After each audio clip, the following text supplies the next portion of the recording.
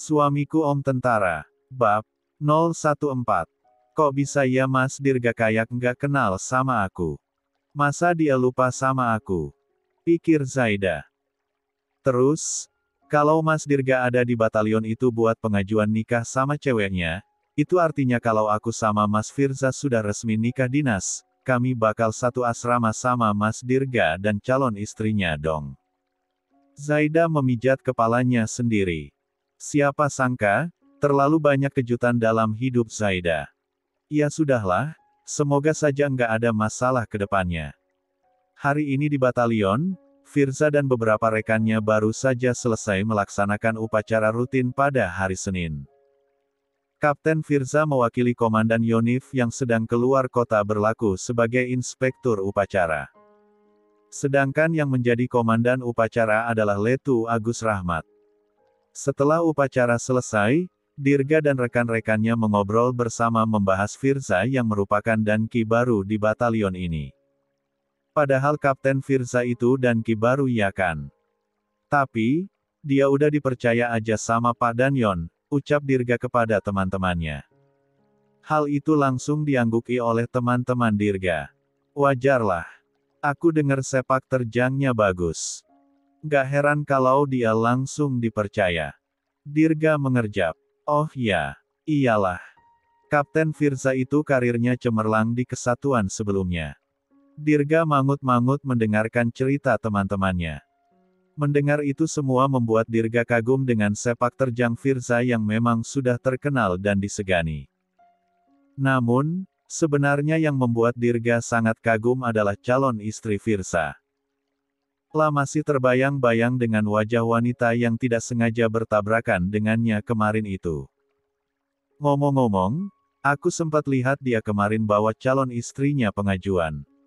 Aku nggak sengaja tabrakan sama calon istrinya Kapten Firza kemarin. Bening banget calonnya cuy. Dirga sampai geleng-geleng kepala mendeskripsikan kecantikan calon istri Firza yang belum diketahui namanya itu. Serius, Riz? Tanya temennya. Sebenarnya aku juga sempat lihat Kapten Firza gandeng cewek kemarin sih, cuma aku lihatnya dari jauh dan ceweknya pakai masker. 33. Dirga tertawa. Haha, padahal ceweknya Kapten Firza kayak bidadari, serius. Kalian kalau ngelihat udah pasti langsung terpesona. Teman-teman Dirga geleng-geleng kepala. Nyebut? Riz, nyebut. Lagian kamu juga mau nikah sama cewekmu, bisa-bisanya malah muji-muji cewek lain. Dirga mencebik.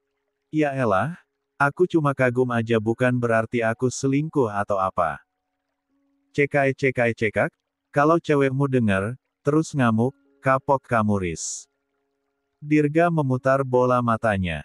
Apaan sih, ngapa jadi ngomongin cewekku? Galak asik. Sesyah? Udah, nggak sopan ngomongin ceweknya dan Ki sendiri. Salah satu dari teman Firza akhirnya menengahi. Sementara itu di tempat lain, setelah upacara selesai, Firza duduk di kantor untuk istirahat.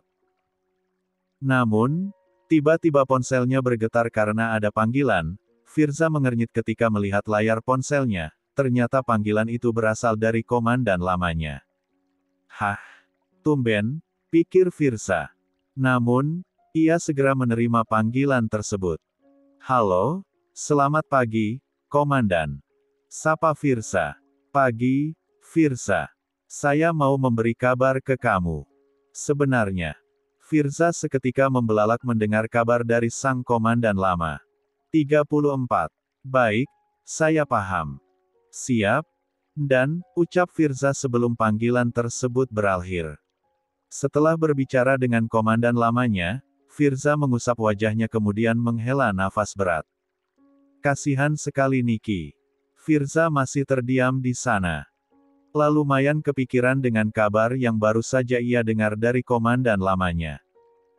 Belum lama sejak Firza pindah ke batalion baru ini, siapa sangka, ia akan menerima kabar mengejutkan mengenai Niki.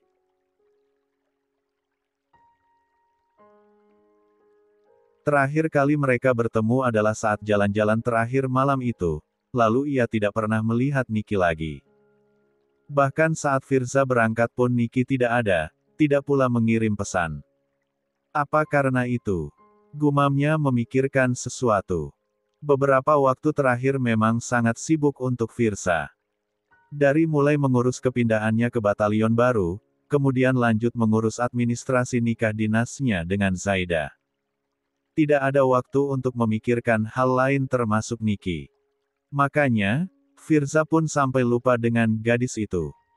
Siapa sangka, ketika ia mendengar kabar lagi tentang Niki, malah kabar buruk yang ia terima. Firza berharap semoga saja Niki bisa melewati masa-masa sulitnya. Biar bagaimanapun, ia sudah menganggap gadis itu seperti adiknya sendiri. Tak lama kemudian pasca Firza mendengar kabar mengenai Niki, ponsel Firza kembali bergetar. Kali ini, ada pesan masuk dari Zaida. Assalamualaikum, Mas Firza. Mau ngabarin, hari ini Zaida mau ke kota untuk antar adik lomba tahfiz. Firza mengernyit membaca pesan itu. Adik, kata Firza. Apa mungkin maksudnya sepupu? Firza tidak pernah mendengar tentang adik Zaida, makanya ia bingung. Zaida juga sama sekali tidak cerita soal adiknya. Bahkan Abah dan Umi juga belum pernah kedapatan menyinggung tentang anak mereka yang lain. Atau, Firza saja yang kurang peka. Karena penasaran, Firza pun langsung menghubungi Zaida. Tak lama setelah bunyi nada sambung terdengar, Zaida langsung mengangkat panggilannya. Halo, Mas Firza. Assalamualaikum. Ya Zaida, waalaikumsalam. Saya udah baca pesan kamu tadi. Di mana lombanya? Tanya Firza. Di Kementerian Agama, Mas. Sebentar, kamu punya adik? Atau itu adik sepupu? Terdengar suara tawa pelan dari seberang panggilan. Firza tahu itu tawa dari Zaida. Mas Firza belum tahu ya. Itu adik kandung kok, bukan adik sepupu. Saya nggak tahu kamu punya adik, jawab Firza. Ya Allah, maaf ya Mas Firza, aku lupa ngasih tahu. Iya, Mas. Aku memang punya adik laki-laki. Sekarang dia sekolah di MEN sekaligus mondok, makanya jarang kelihatan di rumah. Kemarin pas kita menikah, adik aku juga. 35. Nggak bisa hadir, karena kalau di pondok, kan nggak bisa izin dadakan, apalagi adik aku juga sering ikut lomba-lomba gitu Mas, jadi semakin sibuk dia, jelas Zaida. Firza mangut-mangut mendengarnya. Oh, begitu. Abah dan Umi juga nggak pernah membicarakan soal adik kamu, makanya saya bingung. Iya, maaf ya Mas. Abah dan Umi mungkin lupa juga, Mas. Ilagian kurang juga rasanya ngomongin adik aku tanpa ada orangnya. Mungkin maksud Abah dan Umi sekalian saja nanti kalau pas adik aku pulang dikenalin sama Mas Firza. Iya, saya paham. Kamu hati-hati di jalan ya. Nanti kalau urusan di sini sudah selesai, saya nyusul kamu ke sana. Sekalian saya mau ketemu adik kamu. Jam berapa acaranya? Acaranya masih besok pagi, Mas. Jam 7 dimulai.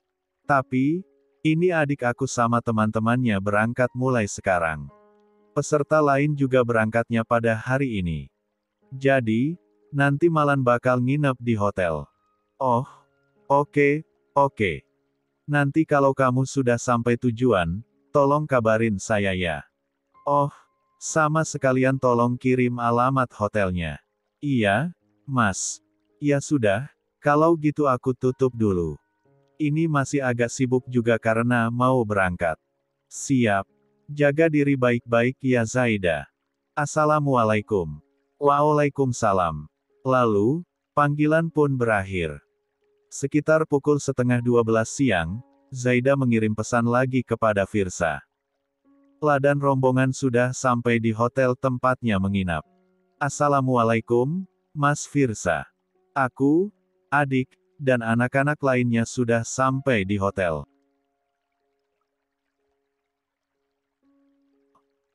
Zaida juga sekalian mengirimkan alamat hotel tempat ia dan yang lainnya menginap malam ini. Beberapa menit setelah pesan Zaida terkirim, Firza langsung membalasnya. Waalaikumsalam. Iya, saya jalan ke sana sekarang. Setelah mengecek alamat hotel yang dikirimkan Zaida pada Google Maps untuk mengecek jalurnya, Firza pun langsung bergegas berangkat ke sana. Firza sampai ke sana sekitar pukul L siang. Zaida, adiknya, dan anak-anak yang lain sudah melaksanakan salat zuhur dan akan makan siang bersama. Firza langsung menghampiri Zaida. Untuk peserta yang mengikuti lomba, sebenarnya mereka sudah disediakan makan prasmanan oleh pihak hotel. Hotel itu bekerja sama dengan Kementerian Agama untuk menjamu para peserta yang ikut dalam lomba tahfiz ini. Namun, jika peserta ingin makanan lain juga diperbolehkan dengan dana pribadi. Zaida. Firza berjalan menghampiri Zaida yang sedang berbicara dengan guru pembina lainnya. Zaida menoleh. Mas Firza. Firza menatap beberapa guru pembina yang ada di sana kemudian menganggukkan kepalanya sebagai bentuk 36. Sopan santun. Mereka juga melakukan hal yang sama. Ustazah Zaida, kami lanjut dampingi anak-anak dulu ya. Nanti Ustazah nyusul aja kalau urusannya sudah selesai, kata salah satu guru pembina tersebut. Zaida mengangguk. Baik, Ustazah Aini. Oh ya? Saya bawa Hafiz dulu ya sebentar. Lalu, para pembina tersebut kembali mendampingi anak-anak yang akan makan siang. Di sana, tinggal Zaida, Firza, dan Hafiz saja. Firza memandangi pemuda SMA yang tingginya sudah melebihi Zaida itu. Wajahnya kelihatan lebih dewasa ketimbang anak-anak lain yang memakai pakaian sama dengannya tadi. Jadi ini. Firza menunjuk Hafiz. Zaida mengangguk. Oh iya. Ini adik aku, Mas. Namanya Hafiz. Tapi, dia seringnya dipanggil Hafiz. Sekarang sudah kelas L1 di Men. Firza mengulurkan telapak tangannya untuk berjabat tangan dengan Hafiz. Hai, Hafiz. Saya Firza. Kita belum ketemu sama sekali ya. Hafiz tersenyum ramah. Iya, Bang Firza. Maaf, waktu itu Hafiz nggak bisa datang ke rumah sakit karena lagi bantu bimbing adik-adik SD yang mau lomba juga. Firza menggeleng. Nggak masalah. Oh ya? Udah masuk jam makan siang, kan? Gimana kalau kita makan siang bareng? Hafiz, kamu mau ikut kan? Tanya Firza menawarkan. Hafiz menggeleng. Bang Firza sama Mbak Zaida berdua aja. Aku mau balik sama teman-teman yang lain. Gak enak kalau aku makan misah sendiri. Zaida mengernyit. Loh kenapa? Kanem tadi Mbak udah izin juga sama pembina yang lain. Gak apa-apa. Pengen kumpul sama teman-teman aja, Mbak. Lagian. Zaida dan Firza sama-sama menatap Hafiz. Lagian. Ucap mereka nidirga bersamaan. Lagian gak enak ganggu pengantin baru. Balas Hafiz sambil tersenyum jahil. Firza dan Zaida membelalak. Bisa-bisanya Hafiz menggoda mereka di saat seperti ini. Ya sudah, Hafiz pamit dulu ya Mbak Zaida, Bang Firza. Assalamualaikum. Hafiz pun melenggang pergi kembali bersama dengan teman-temannya dan juga guru pembina untuk makan siang bersama. Sekarang, hanya tinggal Zaida dan Firza saja. Gara-gara gurauan spontan Hafiz tadi, mereka berdua jadi sama-sama salah tingkah. Mem, kita jadi makan siang? Tanya Zaida. Firza mengangguk. Oh, iya. 37. Aku pamitan dulu sama pembina yang lain ya mas.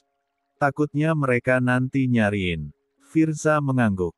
Ayo, saya ikut. Zaida pun diantar oleh Firza untuk pamitan dengan para pembina lain yang sedang makan siang di hotel itu. Di sana, mereka semua mengatakan bahwa Zaida bebas saja mau pergi bersama Firza, lagi pula acara utama masih esok hari. Para pembina itu sudah tidak merasa aneh melihat Firza, sebab mereka juga tahu bahwa Firza adalah keponakan Pak Kiai dan Bu Nyai pemilik pesantren, juga merupakan kakaknya almarhumah Amel.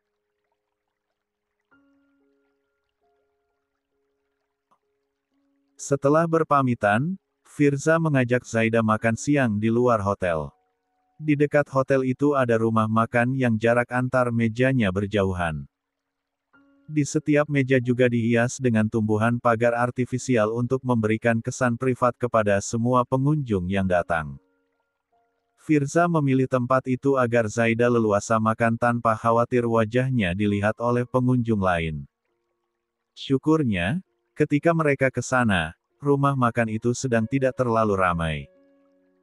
Kemungkinan karena kawasan ini terdapat banyak sekali kafe-kafe kekinian yang mungkin lebih menarik perhatian untuk kaum muda-mudi yang suka nongkrong. Setelah memesan makanan dan minuman, Zaida dan Firza makan dengan tenang sambil sesekali mengobrol. Sepanjang makan, Firza terus memandangi wajah Zaida. Awalnya Zaida mengabaikan hal itu, takutnya hanya perasaan dirinya saja. Namun, Firza ternyata memang benar-benar menatapnya terus. Ia jadi salah tingkah. Zaida, panggil Firza tiba-tiba. Zaida menatap pria itu. Iya. Apa kamu merasa berat ketika kita LDR? Tanya Firza. Zaida bingung. Maksudnya? Iya, maksudnya sewajarnya pengantin baru, kemana-mana, kan biasanya selalu bersama. Tapi, sebaliknya kita malah berjauhan satu sama lain. Zaida tersenyum tipis mendengarnya. Gak apa-apa, Mas. Kan memang keadaan yang mengharuskan kita seperti ini, bukan karena kitanya yang mau. Jadi kalau kemauan kamu gimana? Zaida seketika gugup mendapat pertanyaan tersebut. Ya itu. Itu apa? Pancing Firza. Ya begitulah, Mas. Zaida menjawab sekenanya. Firza tersenyum geli. Ia suka melihat ekspresi malu-malu di wajah Zaida. Mereka lanjut makan sambil sesekali saling bercanda.